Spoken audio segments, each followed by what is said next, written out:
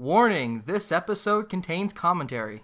That's his way of trying to say that we're doing another commentary track. This time, because we're in the middle of Hanukkah and Christmas is approaching, we'll be doing the episode where our favorite Jewish character, Ryoga, was introduced. And I'm Zomg-Elite Ruler. And I'm Elite Slayer X.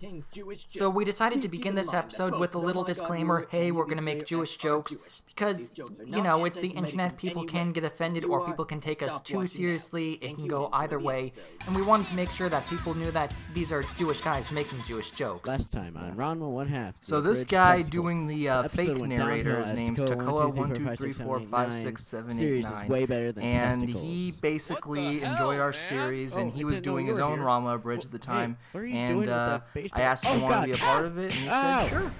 There are other Ranma Bridge series going on right now. Those are also great. We each enjoy each other's series. It's no one has the rights to any Bridge series. It's all in good fun.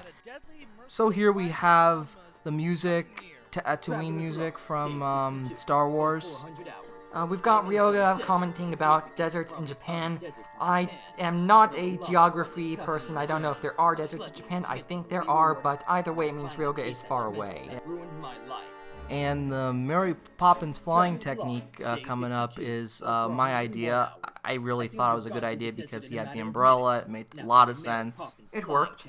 But then we get to the crazy boar from Princess Mononoke with the Pokemon battle music playing at the same time. And we got some points here. He actually levels up if you pay attention to the music. Here we have me doing a southern accent.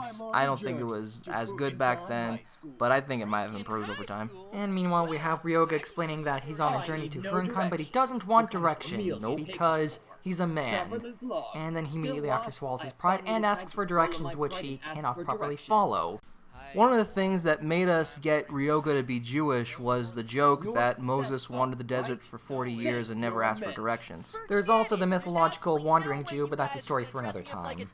Oh, and here we have Ranma being Ranma with his masculinity and clothes and... But of course we're using it to make a fan service joke because that's mostly what female form Ranma is used for. Yeah, another random much. panda scene with Ranma getting chased by and calling out, think about the fans. Now, I originally didn't want to use this scene because it's already a joke on itself, but Elite Slayer X pretty insisted upon it. It works so well with this. I mean, it's funny no matter what.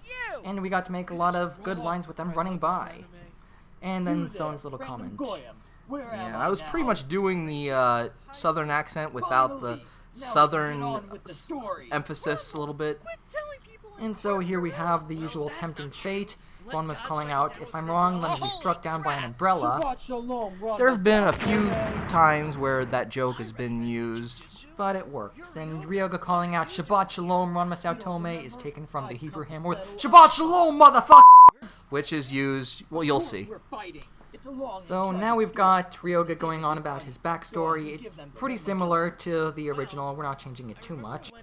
The inspiration for going to Jewish school came from Peter wanting to convert Chris to Judaism to become smarter. In the episode of Family Guy, that was once taken off the air but then put it back on because it really wasn't that offensive. Very controversial, yet not very controversial. Of course, the later episodes weren't as good, but that's beside the point. Moving on, we've got Ranma waiting a while. 3 days, to be exact. And the weather changed in each of them, so we decided to make a little joke about that. Yeah. Wow, we really did put a lot of emphasis on Ryoga's religion at the time. And so up here we haven't passed Tokyo Tower, but we called it the Eiffel Tower because saying he got lost and went to France is funnier. Oh yeah. And now of course we have the fight scene using Duel of Fates from Star Wars. Yeah, it's another Star Wars music, but it was really fitting considering these are the main rivals in Ranma 1/2. And the series itself kind of does play out to Star Wars pretty well. Or something like that.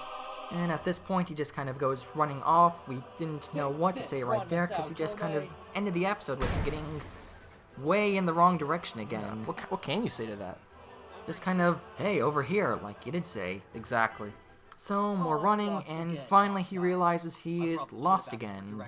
Which was really the best point to end that episode, so it was one of our shorter ones, but still a good way to introduce Ryoga. Yeah, and it was the holidays at the time, so we wanted to do something holiday related. And that's all we really have for this episode. Thank you for watching. We'll try to get another actual episode out soon. Just takes a while to get lines in from everyone, but we're still working hard. Yeah, we got a lot of projects coming up, and we hope you guys will support us even more. Thank you. And happy holidays from Zomg-Elite Productions and the crew of Ranma Abridged. Happy holidays.